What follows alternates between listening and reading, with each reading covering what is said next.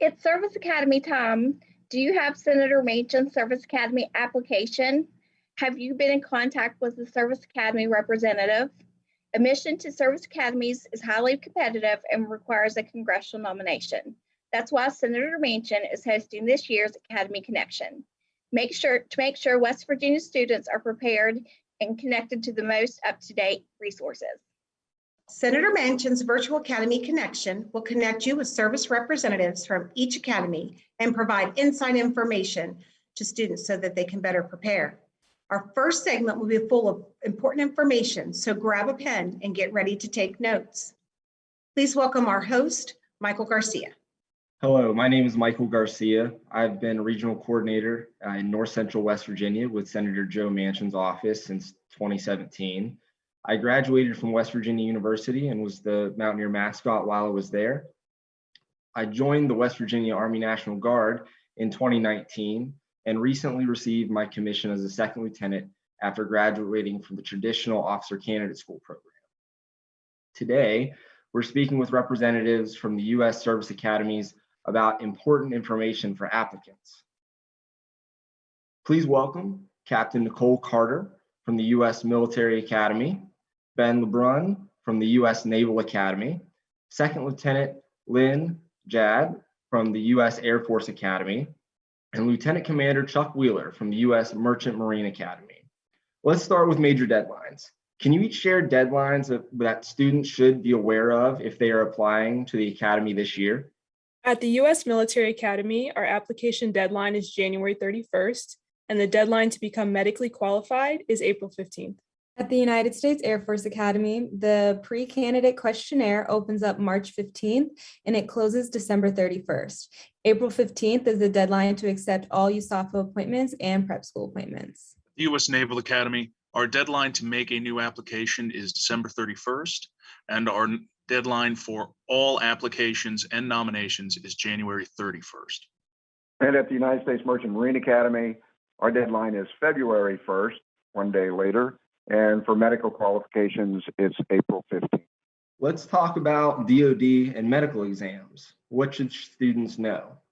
Students should know that this process can take a bit of time, so it's really important to schedule your medical appointments as early as you can. You should also know that you must complete the candidate kit in order to initiate the medical portion of your application. Applicants to the United States Naval Academy should know, however, that if your medical appointment is taking a long time, that doesn't inhibit you from receiving a preliminary appointment to the United States Naval Academy. You would just have to complete your medical before you accepted a fully qualified appointment. And the Merchant Marine Academy is similar to the Naval Academy in that regard, in that your application can be reviewed and you could be offered an appointment pending medical qualification. One thing that applicants should be aware of is if you are requested to send in more information, please do so. Sometimes it can really lengthen the process if you fail to do so. My last question is from Chris, who lives in Wood County, and Chris writes, if I am accepted to a U.S. Service Academy, what support will be available to me academically and otherwise? At West Point, we offer various resources to our cadets so they can succeed. Our Center for Enhanced Performance is West Point's comprehensive student assistance center, and we provide cadets with a variety of individual and group programs and services focused on helping cadets to further develop as self-regulated learners and leaders of character. We also have a health clinic and confidential mental health counseling services within walking distance of the cadet living area. And lastly, we have a plethora of clubs so you can connect with fellow cadets who have similar interests as yourself. At the United States Air Force Academy, we have about an 8-to-1 student to teacher ratio, and the average class size is about 20 students or less. So you have a lot of time with your instructor and a lot of time to get acclimated academically to the new rigors of the school. We also have a quantitative resource center, and that's open late hours. So if it's late at night, it's open until 11 p.m. If you're stuck studying on a test, or if you need help writing an essay, you can go to the Quantitative Resource Center. And we also have Academy military trainers, and you will be assigned one. and you can call them whenever you want, and they'll help you get through the 4 years at the academy. And you can also always just lean on your upperclassmen for support. At the United States Naval Academy, we have the Center for Academic Excellence, which provides writing skills, math skills, basically any kind of academic help you might need. They also provide access to qualified mental health counselors, chaplains, anyone you might want to talk to about some of the rigors of being a midshipman. We also have an 8-to-1 student ratio, which means that you have more face-to-face time with your professors. Additionally, we have a 1-to-1 civilian to military faculty ratio, which means half of all our professors here are active duty military members, which means you'll have an opportunity to receive military mentorship prior to your entrance into the fleet. And finally, when you come to the Naval Academy, you receive a laptop and money to cover books. That is not something you're going to have to worry about when you come here. We're going to make sure that you have the tools to succeed while you're staying with us as a midshipman. And at the Merchant Marine Academy, we named ours after the Navy, I guess, because it's also called the Center for Academic Excellence. It has professional tutors available, especially in the STEM classes. Every faculty and professor has published office hours to see students on a regular basis. Also, in every company/dormitory, there are tutors, company tutors, who are excellent in the calculus, physics, and chemistry, the most demanding of the courses. Also, every new plebe has a mentor, a faculty, a staff member to help them, a shoulder to lean on, advice, counsel for anything that they might need during their, at least their plebe year, and for many on through the rest of their upper class years. You just heard important information about application dates, medical exams, and support programs. If you didn't take notes or you missed something, please visit Senator Manchin's Facebook page to rewatch the segment. Our next session is for any student in any grade who may be considering an application to an academy. Senator Manchin works with students from middle school to high school. And today we are joined by our middle school student ambassador, Bella Boggs. Welcome, Bella. Hi, my name is Bella Boggs, and I am from Charleston Catholic. My parents were both in the military, and they served in Iraq and Afghanistan, and they were both in the 82nd Airborne. And as a child who grew up appreciating military values, I'm excited to start preparing for my military future. I'd like to start by asking each academy official to share what a day in a life looks like at your academy. At West Point, your day starts pretty early, around 6 a.m. with formation, and that's when we take accountability of all of our cadets. After that, you'll go to breakfast with all your friends, and then after that, you have class in the morning period, and then you have lunch formation, and after that, you have time for more classes. It's not mandatory to go to class during all of these sessions. This is just the period that you can have class scheduled. After you have class, you'll have sports practice. At West Point, every cadet is an athlete, so every cadet participates in some sport, whether it's Division I athletics or intramurals. And then after sports practice, you have a bit more flexibility. You can go to dinner. It's not mandatory. And that's also your time to go and study, to socialize with your friends, or even go to clubs if you're participating in those. At the Air Force Academy, we also have a similar structure. The day starts at about 6:30 with morning accountability formation. Everybody just gets together and you make sure you have accountability on everyone. And then all of the intercollegiate athletes have class in the morning. And then if you're not an intercollegiate athlete, you could also have class in the morning. And then we all form up for noon meal formation and we march to lunch. That's every day. Lunch is mandatory. After lunch, the intercollegiate athletes go down to practice. You could have class in the afternoon, and then like at Army, every cadet is an athlete. So if you're not an intercollegiate athlete, you can participate in intramurals or club sports. So you go to your intramurals or your club sport. And then after that, we have from 7:15 to 7:50 is time for any other military training that you need to get done.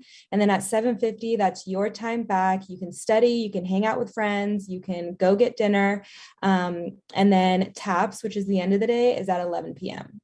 So at the U.S. Naval Academy, your day is going to start bright and early at 5:30 a.m. with some personal conditioning and a morning formation, after which you will march to breakfast.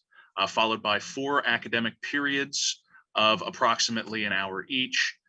Then there will be another formation and your lunch, followed by another 2 academic periods leading to about 1:30, sometimes a little earlier, 4 o'clock. After which you will go to some kind of athletic practice, whether that be intercollegiate sports or intramurals, followed by an evening formation and dinner. And then from 8 to 11, your day will be studying, additional military instruction, getting help from the tutoring center, whatever it is you need. That time is a little more freeform and not quite as structured as the rest of your day. And at the Merchant Marine Academy, pretty similar to the rest.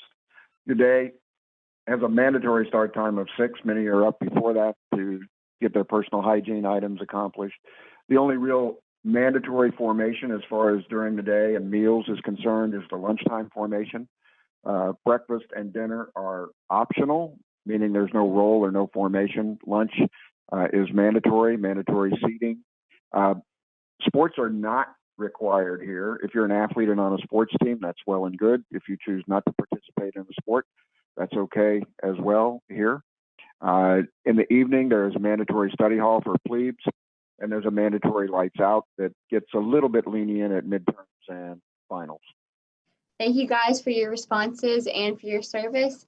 And my next question is, what summer training programs are available to a younger student like myself? At West Point, we offer sports camp. So if you are a middle schooler and you participate in a sport, I highly recommend that you come to one of our camps so you can check out West Point. Also, if you're into STEM, science, technology, mathematics, we also have STEM classes. They're 2 days long and we hold them each summer. At Air Force, we have something similar. We also have a summer sports camp. It's led by the coaches and the athletes of whatever sport you choose. So that's a really good opportunity to come see the school. We also have summer seminar, and that's where you come and you kind of live like a cadet for a couple weeks. You also get to experience a basic wake up, and you get to experience a day of what basic would look like. And we also have virtual tours. So that's something that you could sign up for as well to see the academy. So similar to the other service academies, we do have summer sports camps. We also have our summer STEM and summer seminar programs as well. Our summer STEM programs are focused primarily on pre-junior students, so pre-11th grade, giving you an opportunity to see some of the STEM disciplines we dabble in here at the United States Naval Academy. You get an opportunity to do a lot of cool stuff. And I highly recommend that if you are not yet in your 11th grade year, you check it out. This is also an opportunity to check out our summer seminar. So for rising juniors, so people who are entering their 11th grade year, or who are a senior in high school, or maybe even they're, getting ready to end their senior year of high school, it gives an opportunity to come here to the Naval Academy, see what you'll do as a plebe or a freshman at the academy, and get an opportunity to kind of investigate some of the opportunities that are here for you on the yard. And at the Merchant Marine Academy, we do not have any summer programs, but I want to give you a little reason why. We're on a trimester system, which means that school ends in the middle of June and the next school year starts in the middle of July. So there is almost no summer for the midshipmen here at the Merchant Marine Academy. It's about 4 or 5 weeks is all they have off, and even less time for those coming back for indoctrination for the new class. So no summer programs for the Merchant Marine Academy. Thank you guys for your responses. And I am a runner and I love science, so those are definitely of my interest. My next question is, if I attended U.S. Service Academy, what military assignments could I receive? If you graduate from West Point, you can select one of 17 career fields to enter after graduation. And these include information technology, infantry, human resources, and aviation. And as far as location, you could find yourself located within the US or overseas. At Air Force, you have the option of 35 different careers. Most of these are a 5-year commitment. However, if you choose something like pilot or something like doctor or lawyer, you're going to have a commitment that's longer than 5 years. We also offer grad school spots These are a little bit more competitive, but they are fully funded by the Air Force. Another big note is that about 50% of this class goes pilot, and you don't need to have a specific degree to go pilot. You can be a history major or an English major and still get a pilot spot. Some jobs are dependent on your major. Some of those include operations, research analysis, or any of the engineering jobs. However, there's some jobs like logistics, acquisitions, where you can be any major and you can still get one of those jobs. So at the U.S. Naval Academy, there are a variety of career fields you can go into after graduation, but we have what we call the Big Four, which is surface warfare, submarine warfare, aviation, and the Marine Corps. So about 95% of our graduating class will fall into one of these Big Four. Now, don't let that scare you. There are quite a lot of jobs that hide under these big tentpole kind of positions. So once you get into one of these career fields, there's so many different things you can do. It's not a limiting factor. It just means that you're going to fall possibly into one of those major four slots. The other 5% of the class go into what we call the staff corps positions. These are intelligence corps, medical, oceanography, really awesome things. This also includes special warfare, which is something like the SEALs, explosive ordnance disposal, fast boat driving. There's a lot of awesome things you can do in the fleet.